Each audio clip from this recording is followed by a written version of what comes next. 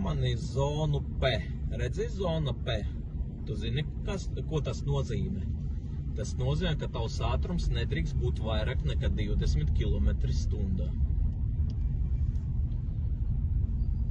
Un atkal pastāvietu visticamāk labas rokas princips būs, ja? Ka skaties no labas puses, lai neviens tev nebrauktu.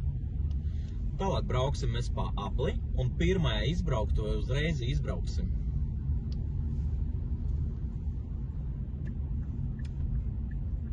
Nu, rādam, jā, malacītis, nu forši. Un šeit ļoti gribas piespiest gāzi, un diemžēl tā būtu izkrišana, jo burtiņš P, ka zona beidzas, mums vēl nebija.